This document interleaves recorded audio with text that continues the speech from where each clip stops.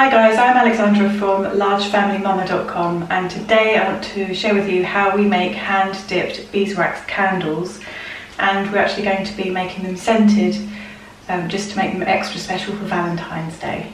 Beeswax is very versatile, and actually one of my most popular videos is showing you how to make your own beeswax block crayons, and I have another video on how to make modelling beeswax. And those are both two things that we use a lot in our homeschool. So this week in our homeschool we've been doing lots of Valentine's Day crafts, but this one has to be my favourite one, so I wanted to share it with you because it's so easy to do.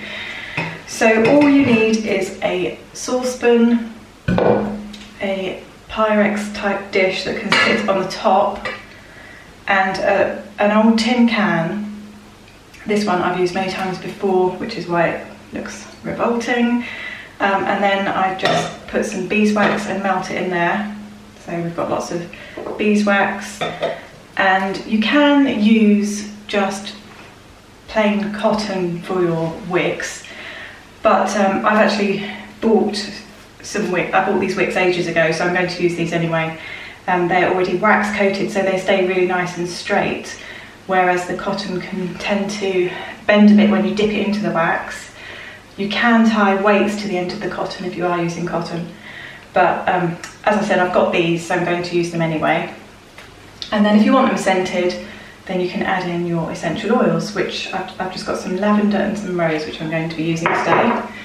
And the last thing you need is something to hang up the candles with while they're cooling down, and I just use this old peg thing from IKEA, and it's just easy to use, so I just use that. Right, so the first thing we're going to do is we're going to put some water in the pan, get that boiling, put the tin can in the glass bowl and let the wax melt. So I've got my water in the pan now, and that's boiling away, and the beeswax is gradually melting. Because I'm reheating up a big lump of beeswax, it's going to take quite a long time because, you know, it's all one big chunk, but normally I would grate the beeswax and then it would melt a lot quicker. And if you're doing this craft with your children, then keep a close eye on them, because obviously it all gets really, really hot. Once the beeswax has melted, then I'll add in some essential oils.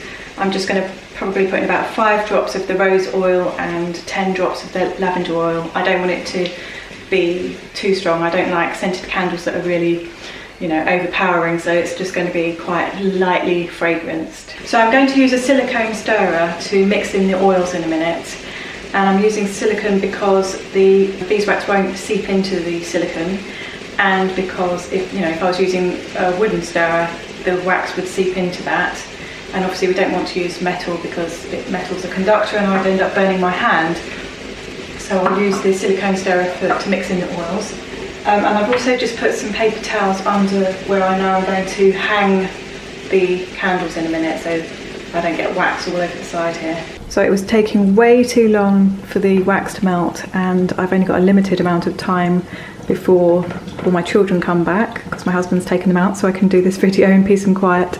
So I had to speed up the process a bit, so I put the tin directly into the water with the lid on, and that's really helped things speed along. And then I'll put it in the glass dish once it's melted, just to keep it warm while I dip the candles.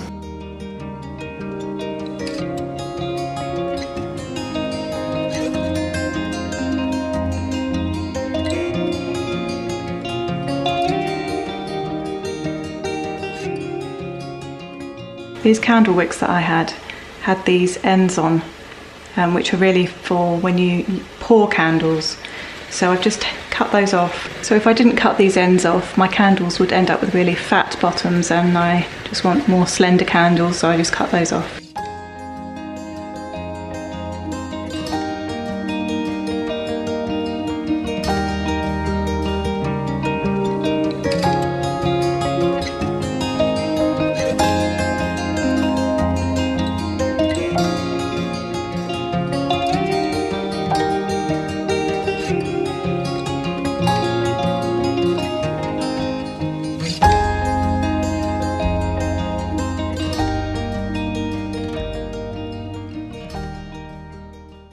So now what you want to do is just keep dipping the candles in then let it hang up. By the time I've dipped all 6 candles in, then they're ready to be dipped in again.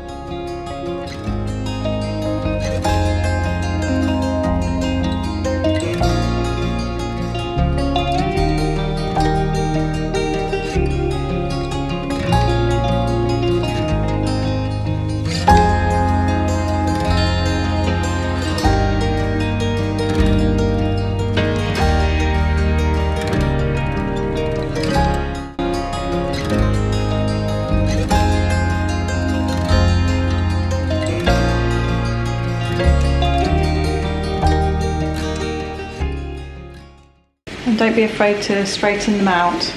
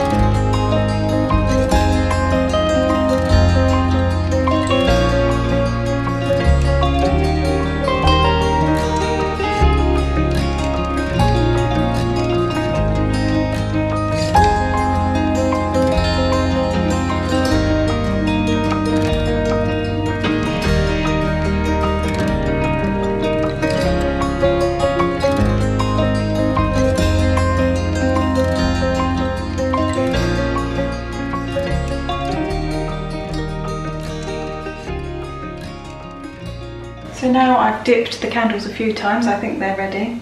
These ones aren't very tall, but if you want them taller, then obviously you need a bigger pot, a taller pot to melt your wax in, and longer wicks.